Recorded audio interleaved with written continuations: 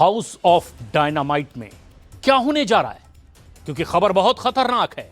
और Donald Trump ने इस मौके पर अगर नेतन्याहू को अकेला छोड़ दिया तो फिर समझ लीजिए कि ईरान के मिसाइल हमलों से पूरी तरह भस्म हो जाएगा इजराइल। अमेरिका में एक रिपोर्ट ने पेंटागन और इजरायली सेना के मुख्यालय को हाउस ऑफ डायनामाइट बना दिया है और अब हालात बहुत गंभीर हैं।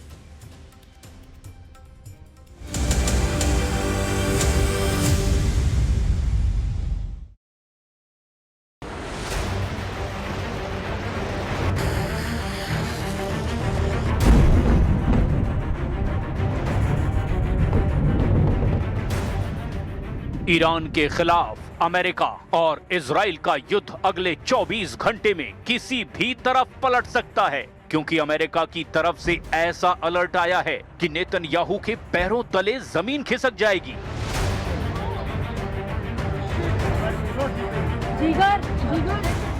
अमेरिकी मीडिया में खबर है कि इजराइल ने अमेरिका को बताया है कि अब ईरान की मिसाइलों को रोकना मुश्किल है, क्योंकि उसकी बैलिस्टिक मिसाइल इंटरसेप्टर खत्म होने जा रही है। मीडिया में यह खबर अमेरिकी अधिकारियों के हवाले से छापी गई है।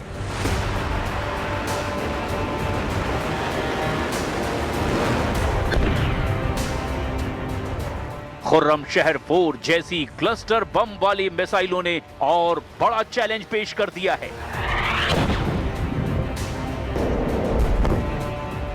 जिस तरह से ईरान की मिसाइल इजराइल पर गिर रही है, उससे साफ है कि इजराइल के सामने इंटरसेप्टर संकट तो है।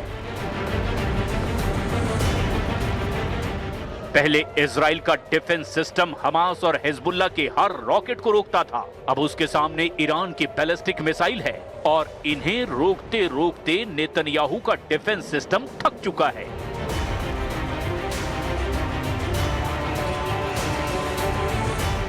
अमेरिकी मीडिया सेमाफोर में रिपोर्ट आई और इस रिपोर्ट को इजराइल की मीडिया ने जमकर छापा। टाइम्स ऑफ इजराइल में भी रिपोर्ट छपी और हारेट्स में भी ये हेडलाइन है।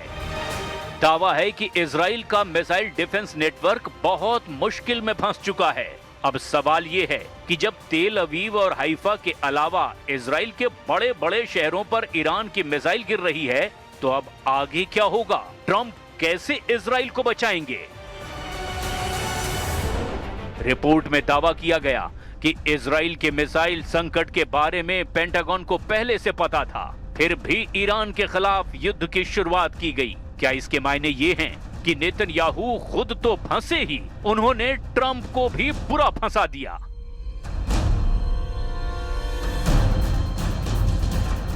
अब इजराइल को बचाने की पूरी जिम्मेदारी अमेरिका की है और इसीलिए दक्षिण कोरिया से थर्ड सिस्टम मंगाया गया है। जाहिर है कि अब युद्ध का फैसला इस मुद्दे पर होगा कि कौन आखिरी वक्त तक दूसरे पर वार कर पाएगा।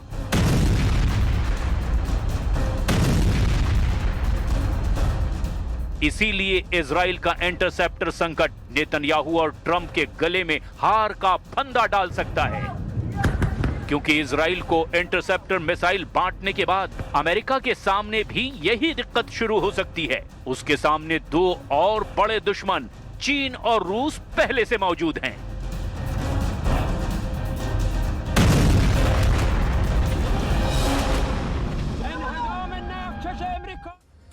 ईरान को तब तक अमेरिका और इजराइल मिलकर नहीं हरा सकते जब तक कि स्ट्रेट ऑफ हॉर्मुज और खर्द द्वीप पर उनकी पूरी तरह से पकड़ ना आ जाए या उस पर वो कब्जा ना कर लें।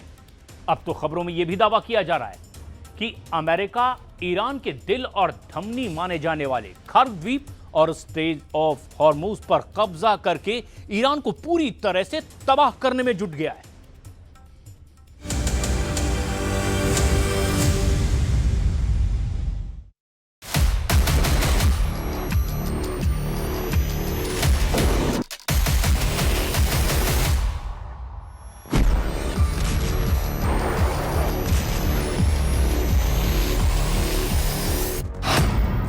ईरान का एटीएम खर्द द्वीप, 2500 मरीन करेंगे कब्जा।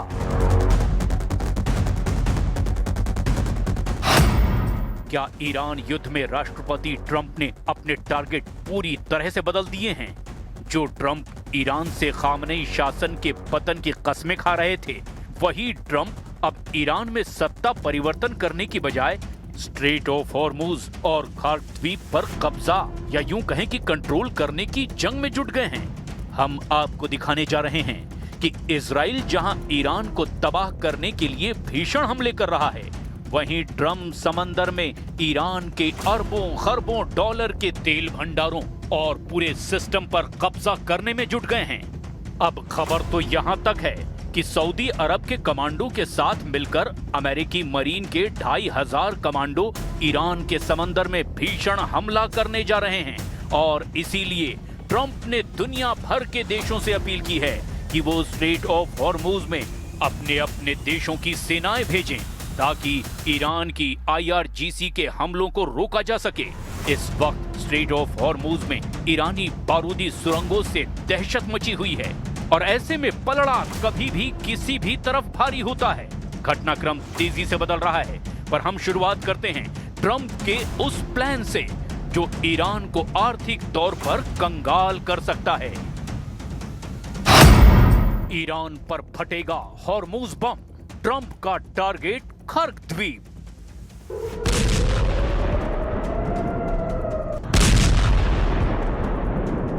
हैरानी की बात है कि जहां इजराइल ईरान के परमाणु ठिकानों एस्फान, नतांज और फोर्डो पर जबरदस्त हमला करने में जुटा हुआ है, तो वहीं ट्रंप का पूरा फोकस अब ईरान का ऑयल ATM के नाम से मशहूर कर्ग द्वीप पर हो चुका है। इस खबर में सबसे बड़ी खबर यह है कि अभी तक अमेरिका ने जितने भी हवाई हमले कर्ग द्वीप पर किए, उनमें एक भी हमला तेल पाइपलाइन, रिफाइनरियों, तेल टर्मिनल या फिर तेल डिपो या तेल इंफ्रास्ट्रक्चर पर नहीं किया है। अब अमेरिका ऐसा क्यों कर रहा है, जरा इसे भी जान लीजिए। कुछ रिपोर्ट्स में दावा किया गया कि ईरान का एयर डिफेंस लगभग पूरी तरह से तबाह हो चुका है, जिसकी वजह से ब्रिटिश मीडिया के दावों के मुताबिक राष्ट्रपति ट्रंप अब ईरान के तेल संसाधनों और तेल मार्गों पर पूरी तरह से कब्जा करने जा रहे हैं, या यूं कहें कि उनका पूरा कंट्रोल होने जा रहा है। ईरान से 25 किलोमीटर दूर समंदर में कर्ग द्वीप पर बड़े एक्शन की तैयारी पूरी हो गई है। रिपोर्ट्स के मुताबिक अमेरिकन नेवी सील्स, हमलावर पनडुब्बियां और स्टील हेलीकॉप्टर खतरनाक मिशन में जुट चुके हैं। 2500 नेवी सील्स, सऊदी कमांडो और थंडरबोल्ट जेट से बहुत बड़े हमले की तैयारी है। ट्रंप ईरान के तेल द्वीप कर्ग पर कब्जा चाहते हैं। रिपोर्ट में कहा गया कि कर्ग द्वीप से ईरान के 90% तेल का भंडारण और परिवहन होता है। अब ट्रंप ईरान की इस ताकत को तबाह कर देंगे। ईरान के बजट का लगभग 40% हिस्सा तेल निर्यात से आता है और इस छोटे से 5 मील के द्वीप को ईरान के कट्टर शासकों से छुड़ाने के लिए ट्रंप ने अपना दांव खेल दिया है। अगले 72 घंटे बेहद महत्वपूर्ण हैं, क्योंकि USS त्रिपोली के पहुंचते ही अमेरिका हॉर्मुज के टैंकरों को एस्कॉर्ट करना शुरू कर सकता है, जिससे सीधे तौर पर अमेरिकी और ईरानी नौसेना के बीच टकराव की स्थिति बन सकती है। पिछले 48 घंटे में ईरान पर जो हमले अमेरिका और इजराइल की तरफ से हुए, उसको रोकने के लिए ईरान के पास एक भी एयर डिफेंस नहीं बचा है और यही वजह है कि अब अमेरिका ईरानी इलाके में स्ट्रेट ऑफ हॉर्मुज और कर्ग द्वीप पर अपना कंट्रोल चाहता है। अब खुद देख लीजिए, अगर ईरान के इन 2 इलाकों पर अमेरिका कंट्रोल या अपना कब्जा कर लेता है तो ईरान कैसे पूरी तरह से बर्बाद हो जाएगा। ईरान के लिए कर्ग द्वीप और स्ट्रेट ऑफ हॉर्मुज शरीर में दिल और धमनी की तरह है। ऐसा क्यों कहा जा रहा है, जरा इसे भी समझ लीजिए। कर्ग द्वीप और स्ट्रेट ऑफ हॉर्मुज का संबंध उत्पादन और निकासी का माना जाता है। कर्ग द्वीप ईरान का मुख्य तेल टर्मिनल है। ईरान का लगभग 90% कच्चा तेल इसी द्वीप से जहाजों में लादा जाता है। अगर ये द्वीप नहीं होगा तो ईरान के पास तेल बेचने का कोई प्रभावी रास्ता नहीं बचेगा। स्ट्रेट ऑफ हॉर्मुज एक ऐसा संकरा समुद्री रास्ता है जिससे होकर कर्ग द्वीप से निकले तेल टैंकर पूरी दुनिया जैसे भारत, चीन, जापान तक पहुंचते हैं। कर्ग द्वीप वो स्टेशन है जहां तेल भरा जाता है और हॉर्मोज वो मेन गेट है जिससे होकर वो तेल बाहर निकलता है। अगर गेट यानी हॉर्मोज बंद हो जाए या स्टेशन यानी कि खर्ग तबाह हो जाए तो ईरान की अर्थव्यवस्था पूरी तरह से ठप हो जाएगी।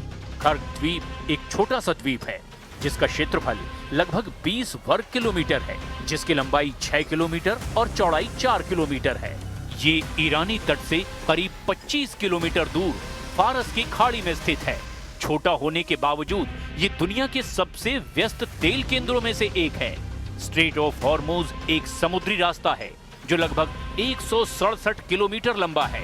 इसकी सबसे कम चौड़ाई केवल 33 किलोमीटर है। इसके संकरे होने के कारण ही इसे कंट्रोल करना आसान है। खर्ग द्वीप पर हमला या कब्जा ईरान के लिए घातक चोट है, तो वहीं हॉर्मोज पर कंट्रोल ईरान के लिए गला घोंटने जैसा है। अमेरिका इस वक्त ईरान का गला घोंटकर उसे बिना शर्त आत्मसमर्पण के लिए मजबूर करने की रणनीति पर काम कर रहा है और इसीलिए अमेरिका ने ईरान के खर्ग द्वीप और स्ट्रेट ऑफ हॉर्मोज पर अपना फोकस कर लिया है।